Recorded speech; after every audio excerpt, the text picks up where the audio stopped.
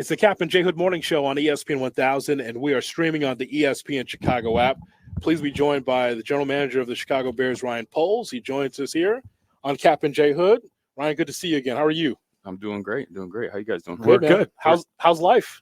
Life is good. We're in the middle of camp. Had the early start with the Hall of Fame game, which has been really big for our team in terms of preparation, but especially for a rookie quarterback to get extra snaps, extra few weeks. So it's been good. In terms of the O-line being a little banged up, you've had some guys. Is that a concern at all? Do you look outside your building to see what's out there? How do you address that? Yeah, you want your guys healthy all the time. I've learned early in just front office work that, having guys pop in and out, it's not the worst thing sometimes, just because you get to work the different combinations, because during the season you're going to have those things pop up and guys are going to have to be ready to come in so you can really get to see what your depth looks like. But obviously you would love the front five to be there all the time to continue to build that chemistry. But we've been able to work some different combinations through that, which again should help us as we go through the season. Is that a concern then for Saturday, or Caleb's going to be out there and he's going to have to adjust? Yeah, there's probably going to have to be some adjustments, but I think there's a strong chance that we got a pretty healthy line when we get to this weekend. Ryan, how unique or different could the offense look with Coach Waldron at the helm? Yeah, the one thing I really appreciate about Coach Waldron is just his communication skills. He is a true teacher and educator of football, and you can see that everyone knows where very, very fast too. Everyone knows where to line up.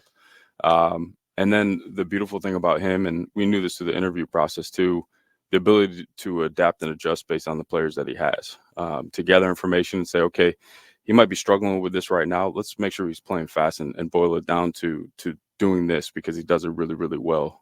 So I love his mind and how he educates and adapts to his players. You had told me a great story that Caleb is like, he's ball, man. Yep. Like the narrative that came from LA, that narrative so didn't exist. Yeah. And so I was reading and hearing he's on his iPad. He's going through it. He's texting your quarterback coach, Kerry Joseph, like at 11:30 at night. He's like, dude, go to bed, please. Yeah. I'm in bed already. We'll talk about this tomorrow. Yep. How do you bring that out? But also, dude, you got to clear your mind. This is a long season. Yeah. And Shane and Flus have done a really good job having those conversations with him and creating, when you want to be elite at something, there's no such thing as balance. Right. But taking some time to rest and recover, give your mind some clarity so you can come back stronger than when you started, especially on those off days too. But they've been doing a good job. He is a grinder. He's in early all the time. He's in late, takes care of his body, does extra work. And he wants more information all the time. And that's a challenge too. I think that's where Shane's done a good job. Like, all right, I know you want more, but let's just slow it down a little bit and make sure we know this stuff really, really well. Cap and J Hood with Ryan Poles right here on the home of the Bears, ESPN 1000, and also on our YouTube channel. My partner and I have been battling back and forth about Caleb Williams and the expectations for year number one.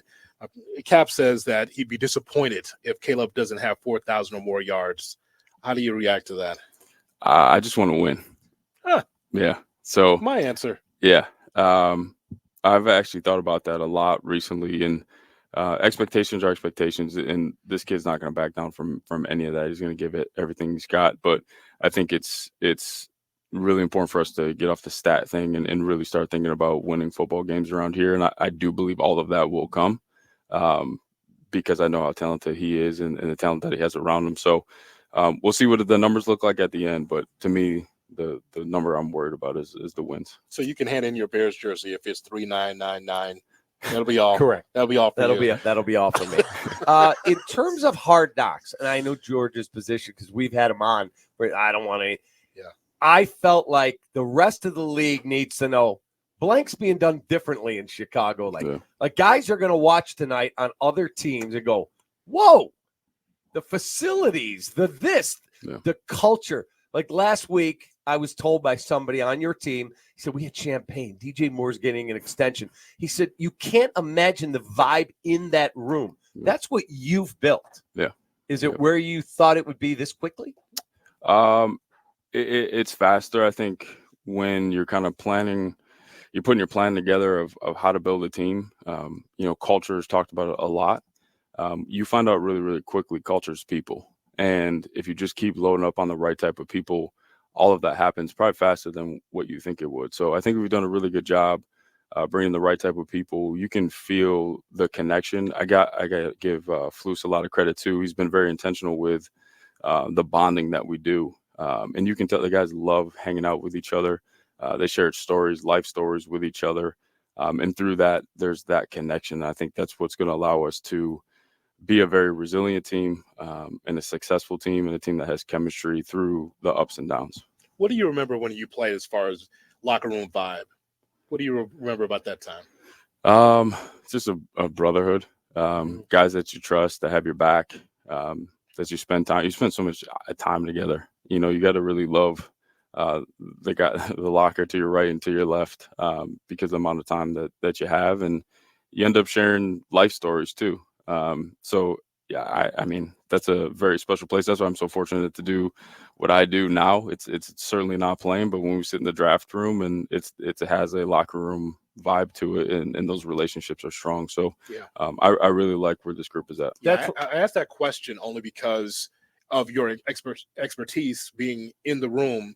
You looked at your time and said, "I like to have that in the room for the Bears now." Yeah, there's a correlation, right? Absolutely, yeah, absolutely. Yep, and there's a lot of different personalities. People come from all over, different places, and there's got to be a connection. And if you bring the right type of people, that connection can be really, really strong. One of the coolest pieces of video that I watched was draft night.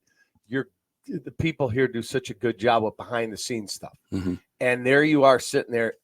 The Giants are on the clock, and you turned. I think it's Ian. And you go, they're taking room. Yeah. And he's like, 77% we're getting it. Where do those numbers come from? Yeah. And what's going through your mind when there was a lady's voice, Chicago or New York takes Neighbors? Yeah. What's going through your mind? Yeah. You're going back to April on me. First of all, my mind works that way because I always have to constantly worry about the alternative to what's plan B, C, and D. So if I just assume everything's going to go right, I'll be caught off guard. I don't like doing that. So I think the worst, and then I can react. If the perfect situation, I feel really good about it. But we have a really good analytics group.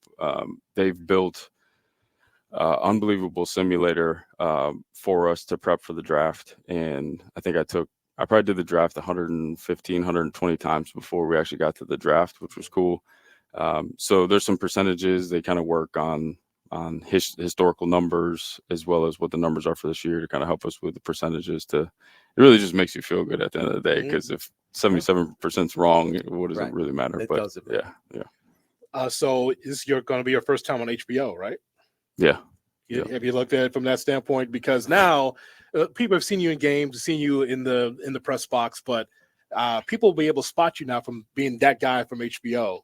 What's the oddest spot that someone approached you to talk about the Chicago Bears? The oddest spot, probably at a urinal, like at the airport. Like, bro, give me a minute. Right, yeah. But no, and that's why I love Chicago. I mean, it's everywhere.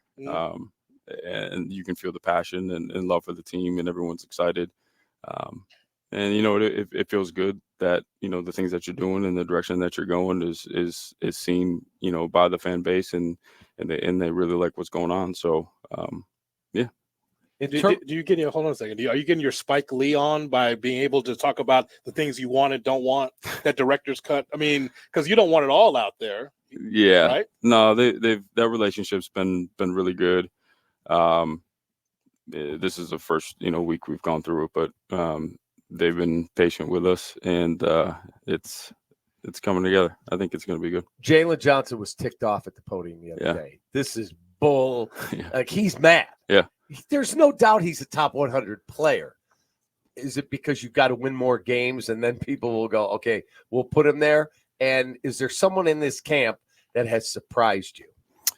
Yeah. So I love, Jalen's wiring. He's a competitor. So that stuff does piss him off. And that's great. And the beautiful thing about that, and I love it as a GM, when you reward a guy, you pay him, you get him a pretty big extension, and then you show up for training camp and he looks in better shape. He looks faster. He practices harder. that's a big deal to me. Yeah. So I love how Jalen's approached camp. Surprises, I can't give away all my secrets here. DeAndre Swift has been outstanding. Not only is a player on the practice field and what he can do and how dynamic he is as a runner, but also in the pass game. Really good dude that has been awesome for our team. But you want to talk about a worker, this guy shows up and just grinds every day. How about Mercedes' influence? Because I heard Tyson Bagent go, he's the most important guy on our team. Yeah. No, he's love Mercedes and what he brings from a leadership standpoint. When we get our run fits on, he still has it. I mean, he's moving people around. I'll even jump to Keenan Allen has been outstanding as well. Again, doing some of the dirty work, for a guy that's been so successful, crack blocks. And I mean, the guy can move people. He's a big receiver. He's bigger than you think he is. But just the work that he's put into. So there's a bunch of guys, but those are the ones that kind of stand out. What are you listening to lately to get yourself ready for the season? Because you always have a theme, right? Yeah. And so what you're listening to might be the theme for the team. So what are you vibing on lately? Nothing specifically right now. So I'm thinking that maybe you've listened to some Kendrick lately. Kendrick. Yeah, They Not Like Us. Maybe that could be the theme for the Chicago Bears. Send that upstairs, by the way. That could be a little Taylor Swift, maybe. A little Cruel Summer. Okay. Something like that. Yeah, I'll have to check that out. I mean, it's got to be more than football. I mean, in the weight room, are you in there silently doing weights? Skinny. Yeah. Is that what's I'm a top 100 playlist guy. Just throw it on and keep it moving. So every team, Cap, has to have a theme, right? Gonna have to find a musical theme to get this going. It can't just be NFL Films Hard Knocks. Correct. By the way, how was Yankee Stadium? You and I were texting. Yeah. How was that? Yeah. So we went out there. Son was playing in Cooperstown, so we stopped in New York. I have a buddy that works for the Yankees. Got to meet Aaron Judge, my son's favorite player. It was really cool. Just in the history, looking at the monument park there, and then the outfield was incredible. Got to hold Babe Ruth's bat, which I thought was really cool. So pretty amazing. Yeah, there's a lot of good history there. Well, best of luck, man. We're rooting for you. Thank you so much. Appreciate your friendship. Absolutely. You got it. There he is, you, Ryan Poles. General Manager for the Chicago Bears with us right here on the Captain J Hood Morning Show here on ESPN 1000 and, of course, on our YouTube channel as well.